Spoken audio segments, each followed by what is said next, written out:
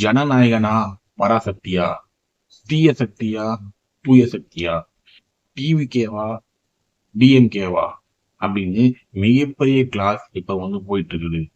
ஜனநாயகன் படம் ஜனவரி 9 ரிலீஸ் ஆகும். பஞ்சு கேட்டுக்குங்க, ஜனநாயகன் ஜான் 9 அப்படின்னு ரைமிங்கா ரிலீஸ் ஆக இருந்த ஜனநாயக படம் பொங்கலுக்கு ரிலீஸ் ஆகல. இப்ப இதுக்கு தடை விதிச்சிருக்காங்க. அது மட்டும் இல்லாம ஜனநாயகன் படத்துக்கு தியேட்டர்ஸ் கிடைக்கல அப்படின்னு சொல்றாங்க. ஜனநாயகன் படத்தோட ட்ரைலர் பார்க்கும்போது பாலையா நடிச்ச பகவான் கேசரி படத்தை சூடு பண்ணி திரும்ப அதே கேசரை கிண்டி பொங்கலுக்கு நம்மளுக்கு போட போறதா சொல்றாங்க. இதுதான் விஜயோடைய கடைசி படம் சொல்றாங்க. ஆனா அப்படிதான் கிடையாது. ஏன்னா விஜய் லாஸ்ட் படம் அப்படி நடிக்கும் போது இந்த மாதிரியான ஒரு ரைமிங் படத்தில் நடிக்க மாட்டாரு. கண்டிப்பா ஒரு நல்ல ஸ்டோரி கதையில் நடிப்பாரு. அப்படிங்கும்போது இந்த படம் கடைசி படம் கிடையாது.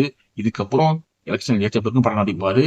அரசியல்ல சப்போஸ் தோல்வி அடைஞ்சாலும் படம் நடிக்க தான் போறாரு அப்படிங்கிறது சூசகமா போற பராசக்தி படத்தை இந்த ஜனநாயக படம் பீட் பண்ணுமா?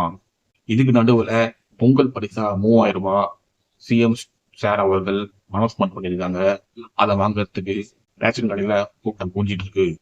இதுக்கு நடுவுல சிஎம் சார் கொடுத்த அந்த லேப்டாப்பை அதுல இருக்க ஸ்டாலின் போட்டோவும் கலைஞர் போட்டோவும் ஸ்டிக்கர் போட்டு ஒட்டிட்டு அதோட டிபில கூட இவங்க வேற விதமான போட்டோஸை மாத்திட்டு அதுல தளபதி விஜயோடைய பகவான் கேசரி படத்தோட ஜனநாயக படத்தோடைய ட்ரைலர் பார்த்துக்கிட்டு எல்லாரும் டிவிக்கு தான் போட்டு போடுங்க அப்படின்னு சொல்லிட்டு இருக்காங்க. கவலைப்படாதீங்க ரசிகர்களே, கண்டிப்பா ஜனநாயக படம் ரிலீஸ் ஆகும். ஜனவரி இல்லைங்க, பிப்ரவரி ரிலீஸ் ஆகும். பிப்ரவரி இல்லைன்னா மார்ச் மாசம் ஆகும்.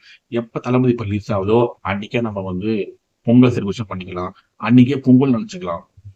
கவலைப்படாதீங்க, கண்டிப்பா தளபதி படம் ரிலீஸ் ஆகும்.